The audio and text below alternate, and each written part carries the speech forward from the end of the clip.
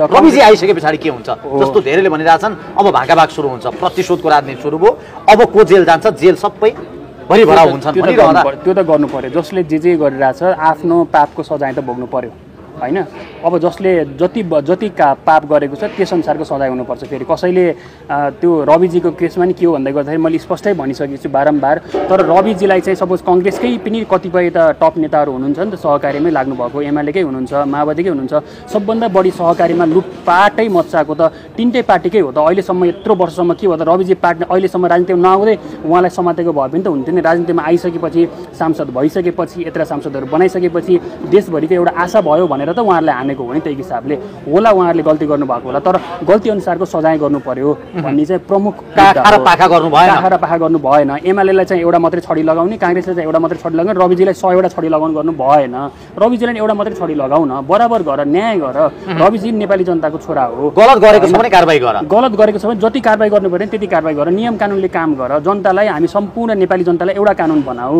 अनि नयाँहरूलाई एउटा कानुन पुरानाहरूलाई एउटा कानुन नगर भन्ने चाहिँ मुख्य कुरा हो फुलमान घिसिङ राजनीतिमा अब नयाँ पार्टी खोलेर आउने एक ढिक्का किन हुन नसक्ने बालेन शाह पनि अहिले खुलेर आउन नसक्ने जनतामा जान नसक्ने यो टुटफुटले त भोलि तिनै अपरेसन गर्दा त आफ्नै अपरेसन हुने अवस्था भोलि रहन्छ भन्न नसकिएला भन्ने अवस्था के छ त्यसमा चाहिँ ढुक्क हुनुहोस् हामी अहिले धेरै हतार गर्ने कुरा पनि भएन टाइम आइसकेपछि यसको एक्सनकै रूपमा तपाईँले देख्नुहुन्छ एक्सनको रूपमा हजुर मलाई अथवा हर्कजीलाई अथवा बालेनजीलाई अथवा कुलमानजीलाई पुरै त्यो विशुद्ध हुन्छ नि एकदमै 100% शुद्ध भनेर नसोचिदिनुहोस् हामीमा पनि खराबी छ हामी पनि कमजोर छौँ जसरी हाम्रा तमाम नेपाली जनताहरू तपाईँहरूमा पनि खराबी त होला नि केही न केही अनि हामी सबै शुद्ध दुधले नुहाएको त को छौँ र कोही पनि छैनौँ तर हामीमा पनि विशुद्ध एकदमै धेरै पूर्ण रूपमा शुद्ध पनि नसोचिदिनुहोस् होइन हामी 70-80% ठिक छौँ होला 20% त ममा पनि खराबी छ रविजी नै खराबी छ बालेनजी पनि खराबी छ तर हाम्रो पुराना नेताहरूमा चाहिँ -20% खराबी त छुन पनि नसकिने छ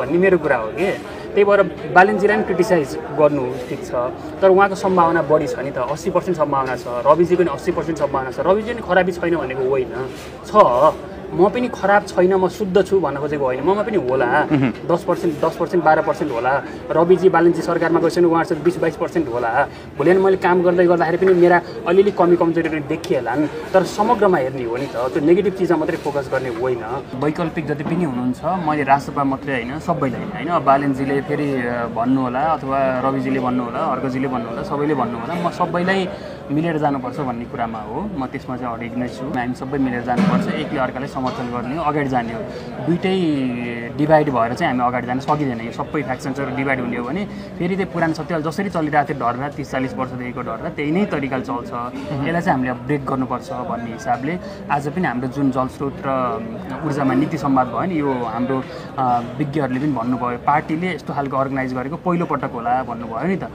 भन्न खोजेको हामी नयाँहरूमा केही न केही नयाँ चिज त गर्न सक्ने क्षमता रहेछ नि त यतिको हामीले लगभग यतिको बहस त कुनै पार्टीहरूले चलाउनु भएको छ अहिलेसम्म तर चलाउनु पर्दो रहेछ भनेर जुन एउटा विभागले गर्यो म त्यसमा पनि उहाँहरूप्रति आशावादी छु होइन भन्न खोजेको नयाँ आउँदै गर्दाखेरि केही गर्न सकिन्छ भनेर अहिले अनुहार पनि तपाईँले हेर्नुभयो भने लगभग संसदमा पनि गएको पालि योभन्दा अघिल्लो संसदमा एकजना मात्रै बोल्ने अनुहार को हुनुहुन्थ्यो भन्दै गर्दाखेरि एक हिसाबले हेर्दै गर्दाखेरि गगन थापा भन्ने हुन्थ्यो उहाँले अलिअलि बोल्दै गर्दाखेरि ओहो भन्ने हुन्थ्यो नि त हाम्रो युवा नेता त्यहाँ हुनुहुन्छ जनताको आवाज बोल्ने नेता हुनुहुन्छ तर अहिले 79% हेर्नु त उहाँको त्यो बोल्ने मात्रै हुँदो रहेछ डेलिभर पनि गर्न पर्दो रहेछ बोल्न मात्रै त तमाम जति पनि उहाँ जस्तो बोल्ने मान्छे त कति जानुभयो नि त अब जनतालाई डेलिभरीको कुरा चाहिँ कम हो जस्तो लाग्छ मलाई तपाईँले हेर्नु भने मैले अघि नै पनि फेरि भने अब राष्ट्रपतिहरूले आफ्नो नीति सम्वाद यस्ता कार्यक्रममा गर्नु पर्यो उहाँहरूले पनि यो कार्यक्रम त उहाँहरूले गरिदिएको भयो नि हुन्थ्यो नि त काङ्ग्रेसले बोलाइन म सुन्न जान्छु त एमएलएले बोलाइन म सुन्न जान्छु त सुन्न बुझ्न पढ्न के हुन्छ र हामी सबै गए हुन्छ ओपन भइ हुन्छ होइन र तयार हो जसले बोलाए पनि जान तयार हो होइन जसले बोलाए पनि भन्दा पनि हामी सबै पार्टिजहरूले कस्तो हुन्छ भन्दाखेरि काङ्ग्रेसलाई मात्रै गाली गरेर हुँदैन पार्टी आफैमा खराब हुँदैनन् कि त्यही भित्रका व्यक्तिहरू खराब हुने हुन् भनेर मैले बारम्बार भनिरहेको छु नि त काङ्ग्रेस पनि सुधार्नुपर्छ एमाले पनि सुधार्नुपर्छ माओवादी पनि सुधार्नुपर्छ तिनटै पार्टीलाई सुधार्नुपर्छ होइन तपाईँहरू त्यही पार्टीभित्रै बसेर सुधार गर्नुहोस् भन्ने कुरा हो तपाईँहरूले अहिलेसम्म सुधार गर्न सक्नु भएन अब हामीले चाहिँ काङ्ग्रेस एमाले माओवादीलाई अपरेसन गर्छौँ सफल बनाउँछौँ काङ्ग्रेस एकदमै बिरामी छ एमाले एकदमै बिरामी छ माओवादी एकदमै बिरामी छ उपचार त गर्नु पर्यो। उपचार सम्भव छ? अब उपचार पनि अब हजुर सम्भव छ कि के छ? हजुरले आफै आफ्नो अपरेसन गर्न त सक्नुहुन्न नि त। अब हामी चाहिँ अपरेसन गर्छौँ, हामी पुराना पार्टीहरूको अपरेसन गरेर बलियो बनाउँछौँ र काङ्ग्रेस एमाले माओवादी भित्रै रहेका युवाहरूलाई हामीले त्यसपछि 89को चुनावमा चाहिँ हामीले उहाँहरूलाई अपर्च्युनिटी दिन्छौँ। तर यदि उहाँहरूले काङ्ग्रेस एमाले माओवादीकै युवाहरूले हामीलाई साथ दिनु भएन भने उहाँको भविष्य अन्धकार छ। तर हामीलाई साथ दिनु भने त उहाँहरूले पार्टी हाँक्ने हो नि त। तपाईँ आफै कल्पना गर्नुहोस् त, चुनावमा हामीले अहिले पनि काङ्ग्रेसका जति पनि अनुहारहरू छन् सबैले हामीले रिप्लेस गर्दैन, काङ्ग्रेस खाली हुन्छ कि हुँदैन, एमाले खाली हुन्छ कि हुँदैन, माओवादी खाली हुन्छ कि हुँदैन? खाली भइसकेपछि नेतृत्व कसले गर्ने हो त? काङ्ग्रेसकै युवाहरूले गर्ने होइन, एमालेकै युवाहरूले गर्ने होइन, माओवादीकै युवाहरूले गर्ने होइन।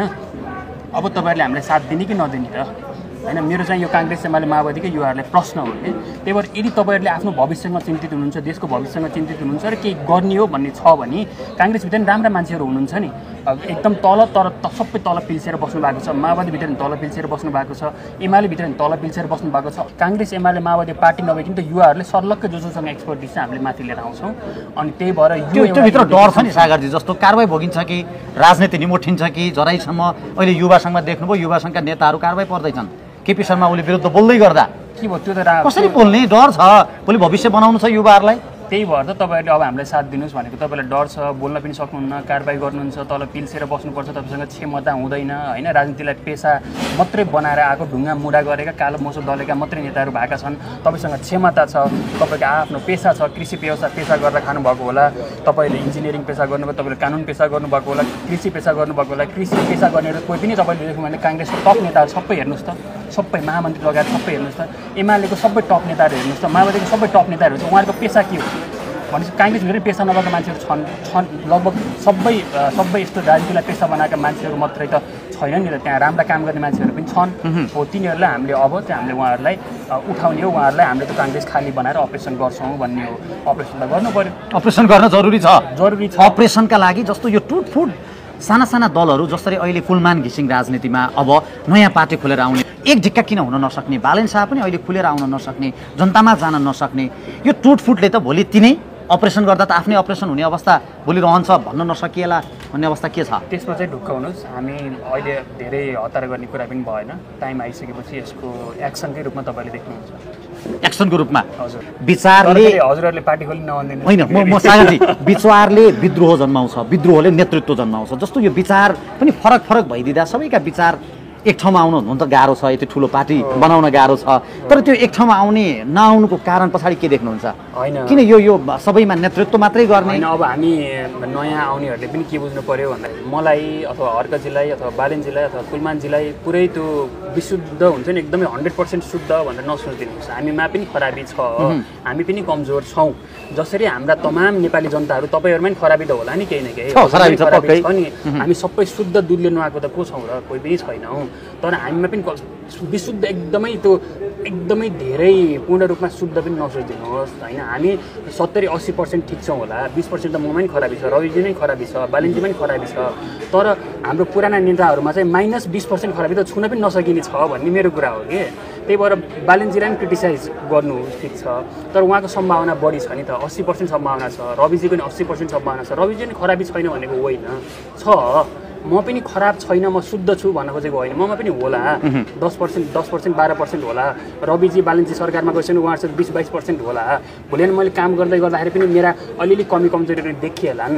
तर समग्रमा हेर्ने हो नि त, त्यो नेगेटिभ चिजमा मात्रै फोकस गर्ने होइन, पोजिटिभ चिजमा पनि फोकस गर्ने हो। हामीले सकारात्मक तरिकाले सोचौँ, सबैलाई मिलाएर अगाडि जाउँ भन्ने चाहिँ। आज तपाईँ जस्तो देश विदेश घुमिरहनुहुन्छ, देश विदेशका युवाहरूले सबै एक ठाउँमा आइदिए, हामी सबैलाई एक ठाउँमा आएको हेर्न चाहन्छौँ। उहाँहरू किन अब को कसको पछाडि अथवा भनौँ न यो नेता मनपर्छ त्यो नेता मनपर्छ उहाँहरू पनि बाँधिने अवस्था आइरहँदा यसले भोलि पुरानै दलहरूलाई फाइदा हुन्छ, जसलाई हामीले गाली गरिरहेका छौँ तिनले नै यसको फाइदा उठाउँछन् भन्ने उहाँहरूलाई पनि चिन्ता छ। अझ यहाँ भन्दा पनि विदेश बस्नेहरू जसले परिवर्तन खोजिरहेका छन् उहाँहरूलाई चिन्ता छ। होइन, त्यो हजुरले भन्नुभएको ठिक हो, हामी सबैले नै चिन्ता छ यो विषयमा। देश बन्दी हुन्थ्यो भन्ने हो, कङ्ग्रेसकै जतिसुकै कट्टरभन्दा कट्टरसँग जानुहोस् अथवा माओवादीसँग जानुहोस्, सदस्यता च्यातेर आज हस्ताक्षरका लागि जानुपर्ने अवस्था छ। उहाँ अवेर भइसक्नु भयो कि अब बादमा अड्केर पार्टीमा अड्केर बस्नु हुँदो रहेनछ होइन। देश सिस्टम, नियम, पद्धति, कानुन चाहिँदो रहेछ। न्यायालयदेखि लिएर प्राध्यापकदेखि लिएर पुलिसदेखि लिएर सबैमा चाहिँ पार्टीकरण चरम भयो भनेर कङ्ग्रेस एमाले माओवादीकै आत्तिनु भएको छ नि त। उहाँहरू आफै सुरक्षित हुनुहुन्न, किनकि माओवादी अहिले सरकारबाट बाहिर जानेदेखि डराउनु पर्ने छ घरि के हुने हो भनेर। होइन यदि त्यो न्यायालय गतिलो भइदिएको भए, यदि हाम्रो प्रशासन गतिलो भइदिएको भए, नेपाललाई मात्रै सोच्ने पार्टीगत नभइदिएको भए, हाम्रो विश्वविद्यालयहरू पार्टीगत नभइदिएको भए, होइन अहिले सरकारभन्दा बाहिरबाट हुन पनि उहाँहरूलाई आँट आउँथ्यो होला नि त। सरकारसँग नटासिने भने त जेलमै जानुपर्ने स्थिति छ नि त। हो यो चाहिँ हामीले अब अन्त्य गर्छौँ। अब हामीले चाहिँ अदालतदेखि लिएर, हाम्रो गृह प्रशासनदेखि लिएर, हामीले कर्मचारी तन्त्रदेखि लिएर, विश्वविद्यालयदेखि लिएर सबै कुराहरूमा चाहिँ हामीले ओपन कम्पिटिसन्स पार्टीका झोलीहरू राख्न चाहिँ बन्द गर्छौँ। करोडौँ जनताहरूलाई मेरो अनुरोध के हो भन्दै गर्दाखेरि हजुरसँग इमान्दारिता छ, हजुरसँग क्षमता छ, हजुरसँग स्पष्ट योजना छ भने चाहिँ काम गर्न सकिन्छ। होइन अहिले तपाईँको पालिकाहरूमै जित्नुभएको तपाईँले जति पनि हेर्नुहोस्, क्यान्डिडेटहरू हेर्नुहोस्, होइन तपाईँमा पनि क्षमता छ, जसले मलाई हेरिराख्नु भएको छ, हजुरमा पनि क्षमता छ। अब आउने स्थानीय चुनावमा तपाईँ किन उठ्नुहुन्न? स्वतन्त्र रूपमा उठ्नुहोस्। होइन काम गर्न पार्टीकै ट्याग लगाएर बस्नुपर्छ भन्ने छैन र काम गर्न सकिन्छ। भोलि बिहानको सागर ढकाल हजुर हुन सक्नुहुन्छ, मै आउनुपर्छ 84मा भन्ने पनि छैन नि त। होइन बाले नै आउनुपर्छ भन्ने पनि छैन, हर्क नै आउनुपर्छ भन्ने पनि छैन। अबको सागरहरू भनेको हजुरहरू हो, अबको सुविधाहरू भनेको हजुरहरू हो। होइन त्यही भएर अब आउनुहोस्। अहिले त हामी 5-7वटा 10-12जना मात्रै छौँ नि। अब त हामीलाई त हजारौँ चाहियो के यो त। सागर ढकाली एउटा मात्रै होइन, सबै ठाउँमा चाहियो, जन्मिनु पर्यो, आउनु पर्यो। हो अब रूपन्देहीको चुनावमा पनि तपाईँले सागरहरूलाई जिताइदिनुहोस्, सुविधाहरूलाई जिताइदिनुहोस् भन्ने मेरो अनुरोध हो। हामी जस्तै पेसा भएकालाई जिताइदिनुहोस् के। सुविधाजी पनि लयर हो, राम्रो लयर हो, होइन काम गर्न सक्नुहुन्छ। म पनि एउटा ऊर्जा जलस्रोतमा काम गरिरहेको छु, होइन मजाले म काम गर्न सक्छु, डेलिभर गर्न सक्छु। काम हुने पेसा हुने मान्छेहरू तपाईँ जति पनि हुनुहुन्छ, तपाईँहरूमा पनि क्षमता छ। भोलि अहिले हजुरहरूको साथ सहयोग सबै जनताले माया गरिदिएर पो म सागर भएको हो त। तर तपाईँमा पनि क्षमता नभएको त होइन नि त, हजुरमा पनि क्षमता छ। अब मेरो काम के हो भन्दै गर्दाखेरि म नेपाल यात्रामा जाँदै गर्दाखेरि मैले कम्तीमा पनि 100औँ सागरहरू उत्पादन गर्नुपर्ने छ, 100औँ बालेनहरू हामीले निकाल्नुपर्ने छ, 100औँ सुविधाहरू हामीले निकाल्नु। अझ ज्ञानेन्द्र शाही नै भनौँ, होइन त्यो आँट भएको हिम्मत भएको युवाहरूलाई हामीले अब सकेको माथि लानुपर्ने छ। होइन गएको पालि चुनावमा जनताहरूले हामीलाई अगाडि ल्याइदिनु भयो। अब जनताहरूको माग बमोजिम हामीले तमाम हामीलाई जति पनि हेरिराख्नु भएको छ उहाँहरूलाई हामी अब नेपालको कुना कुनामा आएर हामी हजुरहरूलाई काङ्ग्रेस, एमाले, माओवादी भनेर हामी त्यस्तो अन्ध छैनौँ। काङ्ग्रेसमा पनि राम्रो काम गर्नुभएको छ, म ओपन छु हजुरसँग कुरा गर्न। एमालेमा पनि राम्रो काम गर्नुभएको छ, पेसा छ, ढुङ्गा मुढा गर्नु भएको छैन, कालो मुसो दल्नु भएको छैन भने आउनुहोस्, म त तपाईँहरूसँग संवाद गर्न तयार छु। म त अहिले बसि पनि रहेको छु। हिजो अस्ति मैले अखिलकै साथीहरूसँग बसेँ, होइन कृषिको विज्ञ हुनुहुँदो रहेछ उहाँहरू, एकदम राम्रो गर्नुभएको। तर अहिले चाहिँ यो एकदमै गलत रहेछ, विद्यार्थी राजनीति गलत रहेछ भनेर छोडेर आउनुभयो उहाँहरू। होइन मजाले कुरा गरेँ मैले, होइन उहाँहरूलाई अब उहाँहरूलाई कसरी सपोर्ट गर्न सकिन्छ त्यो तरिकामा जान सकिन्छ। देश बनाउने भनेको त हामी सबै मिलेर हो नि त, सबैले छिछि दूर दूर गरेर होइन नि त देश बन्ने त।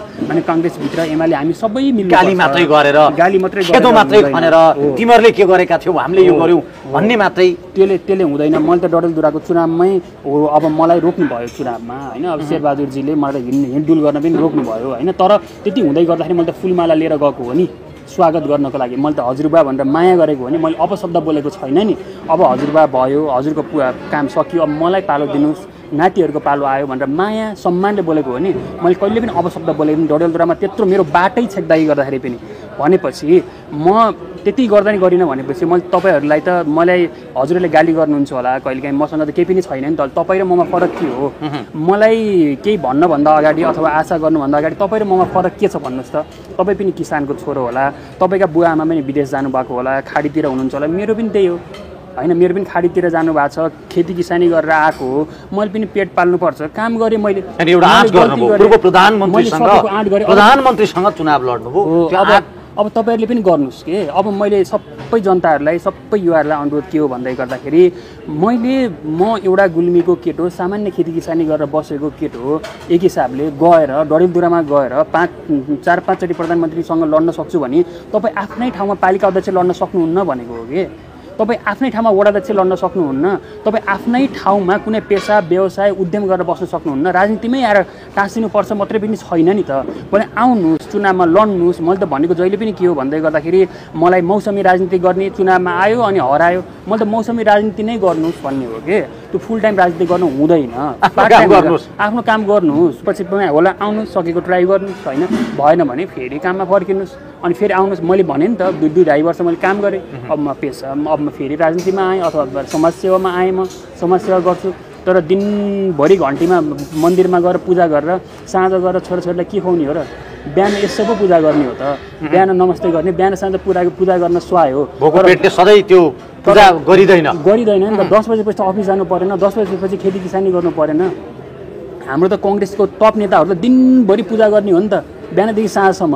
अनि के अन्त साँझ छोरा त पिलपिल हुन्छ, साँझ जाँदै गर्दाखेरि अनि त्यही मन्दिरको इट्टा निकाल्ने हो कि गजुर निकाल्ने हो कि घन्टा बेच्ने हो कि के बेच्ने हो, सबै बेचेर लर छोरछोरीलाई खुवाउने हो।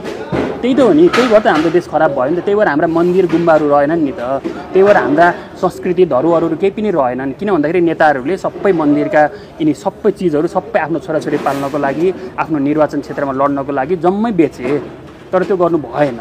बिहान साँझ मात्रै पूजा गर्नुहोस् होइन, दिउँसो त काम गर्नुहोस्, पसिना बगाउनु, राजनीतिलाई पेसा नबनाउनु, राजनीतिलाई राजनीति मात्रै कमाउनु भाँडो नबनाउनुहोस् भन्ने हो। चाहे जुनसुकै पार्टीको भए पनि हामी सबै मिलौँ। काङ्ग्रेस एमाले माओवादी राप्रपा हुनुहुन्छ, युवाहरू हुनुहुन्छ, आउनुहोस् मिलौँ। किनकि हाम्रो सामान्य एजेन्डाहरू त एउटै त हो नि। हामीलाई हाइड्रो पावर बनाउनु पर्ने छ, सडक राम्रो बनाउनु पर्ने छ। हामी केमा चाहिँ फरक छौँ र? केहीमा नि फरक, रोजगारी दिनुपर्ने छ, कल कारखाना बन्द भएकालाई सुचारू गर्नुपर्छ। काङ्ग्रेसलाई सुधार्नुहोस्, भोलि न एकजनाले मात्रै बहुमत ल्याउनु पर्छ भन्ने पनि त छैन होला नि त। कतिपय कोलिसन पनि गर्न सकिन्छ। तर समस्या के हो भन्दै गर्दाखेरि राम्रा इमान्दार नेताहरू भएनन् नि त। पेसा भएका मान्छेहरूलाई एकचोटि यो तपाईँले सबैलाई सफा गरिदिनु भयो होइन। राजनीतिलाई पेसा बनाएका, ढुङ्गामुढा गरेका, कालो मोसो दलेका, काम नगर्ने ठगहरूलाई काङ्ग्रेस एमाले माओवादीबाट क्लिन सर्ट तरिकाले घरभित्रै थन्काइदिनुहोस्, बाहिर निस्कन लाजै मर्दो गराइदिनुहोस् के। त्यो तागत राख्छन् नेपाली जनताले तागत राख्छन्, बुझिरहेछन् होइन। त्यो क्षमता पनि छ। अनि त्यसमा चाहिँ मलाई एकदमै अब हाम्रो कस्तो छ भने भारत लगायत तपाईँले हेर्नुभयो भने चीनमा अथवा बङ्गलादेशमा पनि तपाईँले हेर्नुभयो भने सबै जागिरहेछन् होइन। इभन तपाईँले नरेन्द्र मोदी नै हेर्नुहोस् अथवा सी जिनपिङ नै हेर्नुहोस्, उनीहरूको फुल टाइमै राजनीति उनीहरू डेलिभर गरिरहेछन्, काम गरिरहेछन्। नरेन्द्र मोदी पनि 90s पछि बल्ल आएको हो, मुख्यमन्त्री झ्याम्मै भएको हो। त्यहाँभन्दा पहिले अगाडि त्यस्तो राजनीतिमा धेरै एक्टिभ पनि होइन होइन। त्यसमाथि नै अब उनको त आफ्नो ठाउँमा ब्याकग्राउन्ड छँदैछ होइन। त्यो एट्याचमेन्ट छ नि। के भन्न खोजेको हामीले कम्तीमा पनि इन्डिया चाइना जतिका नेताहरू चाहिँ नेपालमा पनि उत्पादन गरौँ भन्ने हो। सी जिनपिङै हेऱ्यो भने उनी त टप लयर हुन् होइन, केमिकल इन्जिनियरहरू हुन्। कम्तीमा बङ्गलादेशमै हेर्नुभयो भने अहिलेको राष्ट्रपति हेर्नुहोस् त नोबेल प्राइज विनर हुन्। उनले अहिले सहकारीको मोडल भन्छौँ नि, अहिले सहकारीमा जुन मोडल छ नि, सहकारी मोडलमै उहाँहरूले बङ्गलादेशमा कायापलट गर्नुभएको छ। तर नेपालमा सहकारी भन्ने बित्तिकै यति कर्भ भयो कि यो लाजको मर्दो भइसक्यो। तर त्यही सहकारी मोडलमा बङ्गलादेशले कायापलट गर्यो होइन।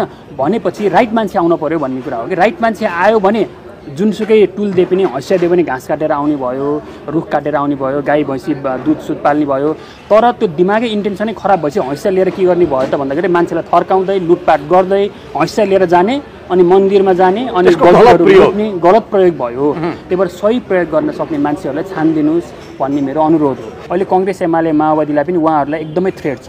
विशेष गरी तलका युवाहरू एकदमै खुसी हुनुहुन्छ हामी आएर। किनकि मैले एक हिसाबले भन्ने हो भने गएको डडेलधुरामा मैले गएर दबदबा सिर्जना गरिसकेपछि अहिले कङ्ग्रेसभित्रै युवाहरूलाई ल्याउनुपर्छ होइन। 10-20% त युवै हुनुपर्छ। अन्त मुद्दै आइसक्यो, कसले ल्याएको मुद्दा हो त नि त्यो त डाइरेक्ट क्रेडिट त one of the top credit त मलाई दिनुपर्ने हो। हाम्रो भविष्य कहाँ छ सोच्न थालिसक्नु भयो उहाँहरूले सोच्न थालिसक्नु भयो भन्नु खोजेको। हामीले त्यो मुद्दा त काङ्ग्रेसभित्र इस्टाब्लिस गरायौँ नि त, माओवादी भएर इस्टाब्लिस गरायौँ नि त। एमाले भित्र पनि अहिले दबदबा छ।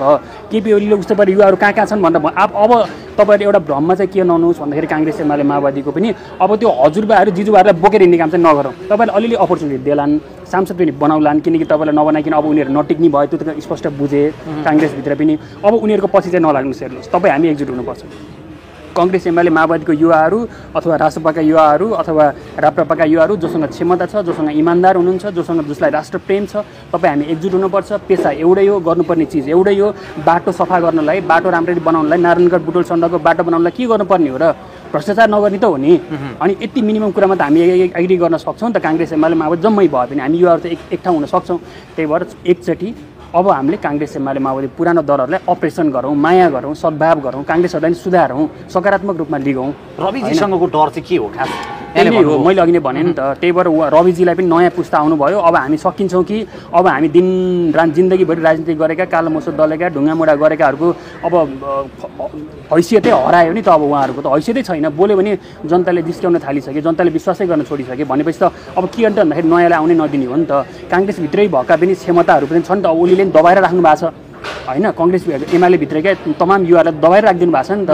अब काङ्ग्रेसभित्र पनि दबाएर राख्नु, फेरि काङ्ग्रेसभित्रै रवि जस्तो आए, काङ्ग्रेसभित्रै सागर जस्तो आयो भने त उहाँहरूको हैसियत के हुन्छ त? त्यो ब्लास्ट हुन्छ त, बम पड्किन्छ त, अनि पड्किन्छ त। अनि त्यही भएर त्यो छिन्न भिन्न हुन्छ। त्यही भएर अब चाहिँ के हो भन्दै गर्दाखेरि उहाँहरूलाई यो थ्रेट छ। होइन अब सागरहरू काङ्ग्रेसभित्रै छन् उहाँ आएको आएर फर्किएर आएको खण्डमा के चेन्जेस हुन्छ कि फेरि यी पुरानै दलसँग मिल्नुपर्ने या त संविधानका कुरा छन्, निर्वाचन प्रणालीको कुरा छ, कोलाबोरेसन नगरिकन काम छैन सरकारमा जानलाई, भोलि कङ्ग्रेससँगै मिल्नुपर्ने अवस्था छ, ठुलै गायपलट गर्छ। अब यस्तो हुन्छ, रविजी आइसके पछाडि के हुन्छ जस्तो धेरैले भनिरहेछन्, अब भागाभाग सुरु हुन्छ, प्रतिशोधको राजनीति सुरु भयो, अब को जेल जान्छ, जेल सबै भरिभरा हुन्छन् भनिरहँदा त्यो त गर्नु पर्यो। जसले जे गरिरहेछ आफ्नो पापको सजाय त भोग्नु पर्यो होइन। अब जसले जति पाप गरेको छ त्यस अनुसारको सजाय हुनुपर्छ। फेरि कसैले त्यो रविजीको केसमा नि के हो भन्दै गर्दाखेरि मैले स्पष्टै भनिसकेको छु बारम्बार, मैले 100% शुद्धै हुनुहुन्छ भनेर भनेको होइन, हामी सबैमा खराबी छ भनेर मैले बारम्बार भनेको छु। तर रविजीलाई चाहिँ सपोज कङ्ग्रेसकै पनि कतिपय त टप नेताहरू हुनुहुन्छ नि त, सहकारीमै लाग्नुभएको, एमालेकै हुनुहुन्छ, माओवादीकै हुनुहुन्छ, सबभन्दा बढी सहकारीमा लुटपाटै मच्चाएको त तिनटै पार्टीकै हो त। अहिलेसम्म यत्रो वर्षसम्म के हो त, रविजी पार्टी अहिलेसम्म राजनीतिमा नआउँदै उहाँलाई समातेको भए पनि त हुन्थ्यो नि। राजनीतिमा आइसकेपछि, सांसद भइसकेपछि, यत्र सांसदहरू बनाइसकेपछि देशभरिको एउटा आशा भयो भनेर त उहाँहरूले हानेको हो नि त्यही हिसाबले। होला उहाँहरूले गल्ती गर्नुभएको होला, तर गल्ती अनुसारको सजाय गर्नु पर्यो भन्ने चाहिँ प्रमुख। काखा र पाखा गर्नु भएन। एमालेलाई चाहिँ एउटा मात्रै छडी लगाउने, काङ्ग्रेसलाई चाहिँ एउटा मात्रै छडी लगाउने, रविजीलाई 100 वटा छडी लगाउनु गर्नु भएन। रविजीलाई एउटा मात्रै छडी लगाउन, बराबर गर, न्याय गर।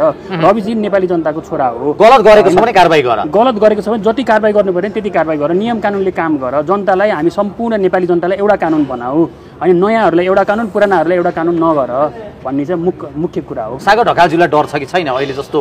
यहाँ त कुन बेला के मुद्दा लाग्छ अथवा नयाँ आइरहँदाखेरि त्यो डर पनि छ नि त। अहिले त पाइला पाइलामा डरको अवस्था, सञ्चार माध्यमका कुरा यहाँले हेर्नुभयो। अब त्यो डर डेफिनेटली छ, किनकि अहिले तपाईँले हेर्नुभयो भने मलाई पनि कतिपय चाहिँ अब यो सबै पार्टीहरूले नै अब थ्रेट भइसक्यो नि त। म त पहिले त केही पनि थिइनँ होइन, अहिले त म थ्रेट भएँ। अब सागरहरू टन्नै आउने भए होइन, अब यिनीहरूले त धेरै जन्माउने भयो। सागरहरू कहाँ कहाँ जाने, यिनीहरू मेसोभाती छैन।